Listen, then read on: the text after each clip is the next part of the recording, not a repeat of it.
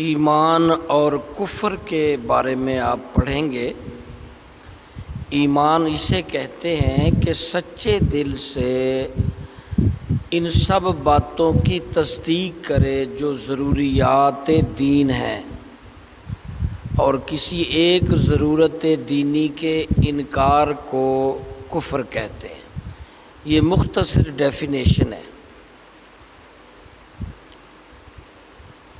اگرچہ باقی تمام ضروریات کی تصدیق کرتا ہو، ضروریات دین وہ مسائل دین ہیں جن کو ہر خاص عام جانتے ہوں۔ مثلا اللہ عز و جل کی وحدانیت، انبیاء کرام کی نبوت، جنت، دوزخ، حشر، نشر وغیرہ۔ یہ اعتقاد کہ حضور صلی اللہ علیہ وسلم خاتم النبیین ہیں، حضور صلی اللہ علیہ وسلم کے بعد کوئی نیا نبی نہیں ہو سکتا۔ عوام سے مراد وہ مسلمان ہیں جو طبقہ علماء میں شریک نہیں کیے جاتے ہوں، مگر علماء کی صحبت سے شرف یاب ہوں اور مسائل علمیہ سے ذوق رکھتے ہوں۔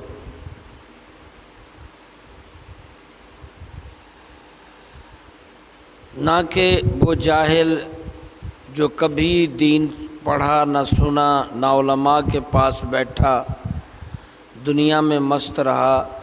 ایسے لوگوں کا ضروریات دین سے ناواقف ہونا اس ضروری کو غیر ضروری نہ کر دے گا۔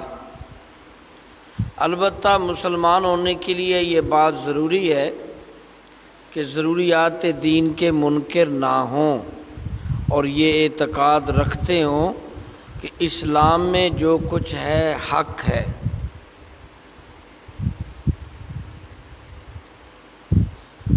آپ نے یہ دیکھا کہ ایمان کے اندر یہ چیزیں، ایمانیات جسے کہتے ہیں، اللہ کی وحدانیت، نبوت، انبیاء، کتابیں، فرشتے، جنت، دوزخ، قبر، حشر، حساب و کتاب، یہ ساری وہ چیزیں ہیں جو ہمارے عقیدے کے اندر ہیں۔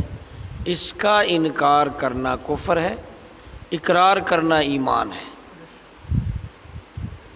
اور یہ تو عام سی چیزیں ہیں، ان میں سے کوئی ایک کا بھی انکار کرے کفر ہے۔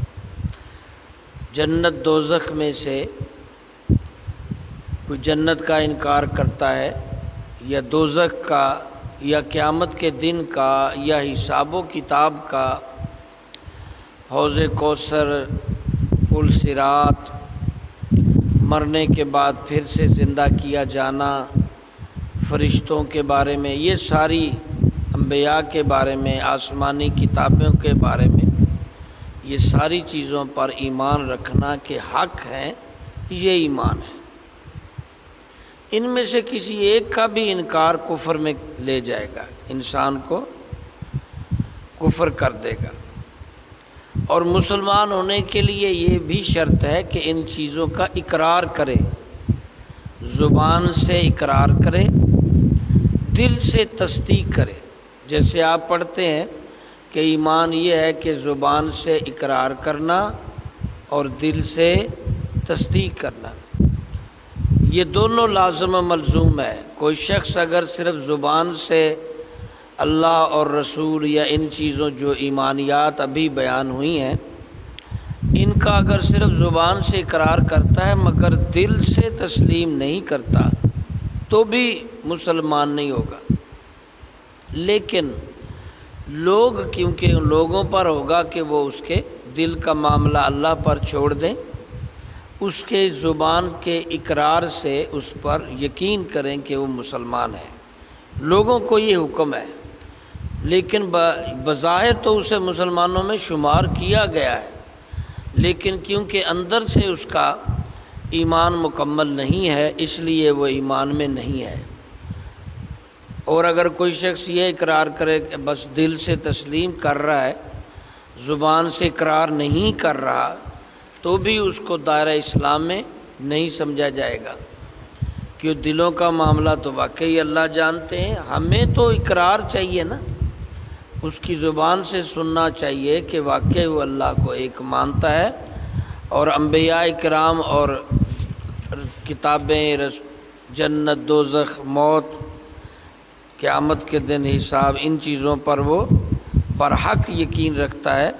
ہمیں تو اس کی زبان سے سننا ہے، زبان سے سنائے، دل سے تسلیم کرے تو یہ ایمان مکمل ہے۔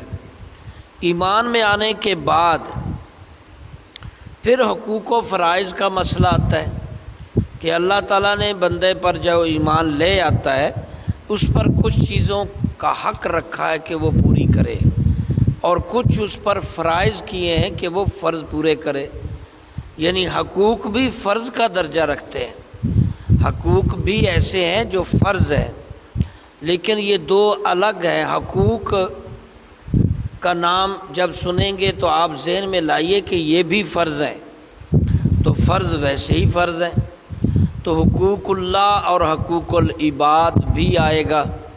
پھر اللہ کے کچھ حق ہیں جو بندوں کو ادا کرنے ضروری ہیں، ورنہ وہ گناہ کبیرہ کے مرتکب ہوں گے۔ اسی طرح حقوق العباد کا بات آئے گی، جو بندوں کے حقوق ہیں وہ بھی اس کو پورے کرنے فرض ہوں گے، ورنہ گناہ کبیرہ کا مرتکب ہوگا۔ بندوں کے حقوق میں آپ جانتے ہیں بیوی کے، بچوں کے، ماں باپ کے، بہن بھائیوں کے، بزرگوں کے، رشتہ داروں کے، علماء کرام کے، غریبوں کے، محتاجوں کے، ضرورت مندوں کے، پڑوسیوں کے، ہاں جی، اہل مسلمانوں کے، یہ سارے حقوق ہیں۔ بلکہ یہاں تک اسلام نے مرنے والے مومن کے بھی حقوق رکھے ہیں، اور اللہ کے حقوق آپ جانتے ہیں کہ 5 وقت کا نماز پابندی سے، روزہ ہے، قربانی، حج، زکوٰۃ، جہاد ہے، اور دین کے لیے تگ و دو کرنا، یہ اللہ کے حقوق ہیں۔ تو اب یہ دیکھیں، یہ دونوں چیزیں بندوں کے حقوق اللہ اور حقوق العباد جو ابھی میں نے مختصر بیان کی ہے، یہ آپ دیکھیں ان میں سے کسی کو چھوڑتا ہے تو گناہ کبیرہ، یعنی یہ ایک طرح سے یہ فرض چھوڑا ہے۔